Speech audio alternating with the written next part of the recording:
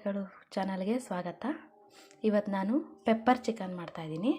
ಅದಕ್ಕೆ ನಾನು ಒಂದು 1/4 kgಗಿಂತ ಸ್ವಲ್ಪ ಜಾಸ್ತಿ ಇರೋಷ್ಟು ಚಿಕನ್ ತೊಗೊಂಡಿದ್ದೀನಿ. ಅದಕ್ಕೆ ಕಾಳುಮೆಣಸು, ಜೀರಿಗೆ, ಬೆಳ್ಳುಳ್ಳಿ, ಹಸಿಮೆಣಸಿನ್ಕಾಯಿ ಮತ್ತು ಈರುಳ್ಳಿ ಮತ್ತು ಶುಂಠಿ ಬೆಳ್ಳುಳ್ಳಿ ಪೇಸ್ಟು ಹುರ್ಕೊತಾ ಇದ್ದೀನಿ ಫ್ರೆಂಡ್ಸ್. ನಾನೀಗ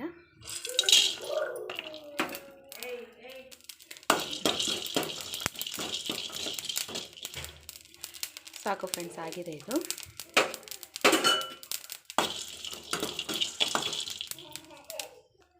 ಇದಕ್ಕೆ ಸ್ವಲ್ಪ ತಣ್ಣಗಾಗಲಿ, ಆಮೇಲೆ ಮಿಕ್ಸಿ ಹಾಕೊಂಡು ಪುಡಿ ಮಾಡ್ಕೋಬೇಕು. ಹಾಗಾಗಿದೆ ಫ್ರೆಂಡ್ಸ್, ಇದು ನಾನು ಪುಡಿ ಮಾಡ್ಕೊತೀನಿ.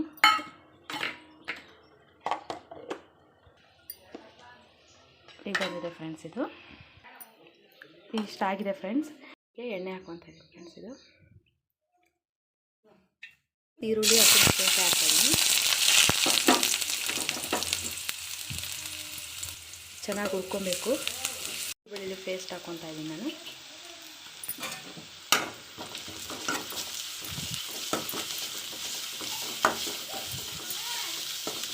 ಫಸ್ಟ್ ಮಾಡಿದ ವೀಡಿಯೋದಲ್ಲಿ ಸ್ವಲ್ಪ ರೆಕಾರ್ಡ್ ಆಗಿರಲಿಲ್ಲ, ಅದಕ್ಕೋಸ್ಕರ ಮತ್ತೆ ಇನ್ನೊಂದು ಸಲ ವೀಡಿಯೋ ಮಾಡ್ತಾಯಿದ್ದೀನಿ ನಾನು. ಅದಕ್ಕೋಸ್ಕರ ನಿಮಗೆಲ್ಲ ಚೇಂಜಸ್ ಇರುತ್ತೆ, ಸ್ವಲ್ಪ ಪಾತ್ರೆ ಆಗಲಿ ಎಲ್ಲದೂ ಚೇಂಜ್ ಇರುತ್ತೆ ಫ್ರೆಂಡ್ಸ್. ಇದಾಗಿದೆ ಫ್ರೆಂಡ್ಸ್. ನಾನು ಚಿಕನ್ ಹಾಕ್ಕೊಂಡಿದ್ದೀನಿ.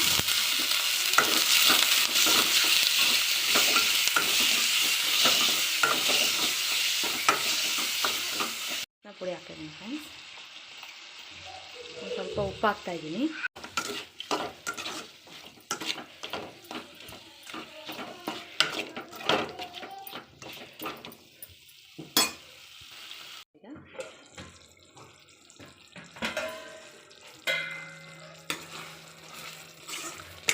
ಬಂದಿದೆ ಇದು.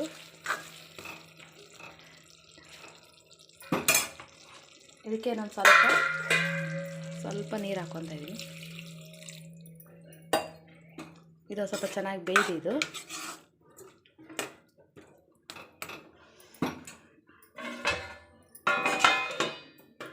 ನೋಡೋಣ.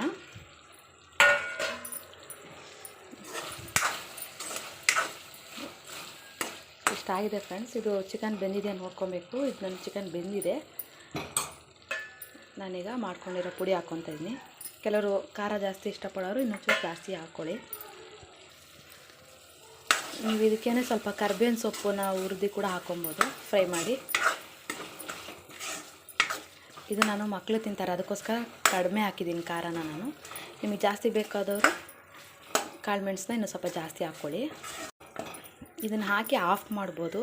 ಇಲ್ಲ ನಮಗೆ ಸ್ವಲ್ಪ ಇನ್ನೂ ಡ್ರೈ ಬೇಕಂದರೆ ಇನ್ನೂ ಸ್ವಲ್ಪ ಹೊತ್ತು ಜೋರು ಉರಿ ಇಟ್ಕೊಂಡು ಡ್ರೈ ಮಾಡ್ಕೊಬೋದು ನೀವು. ನಾನು ಸ್ವಲ್ಪ ಡ್ರೈ ಮಾಡ್ಕೊತೀನಿ.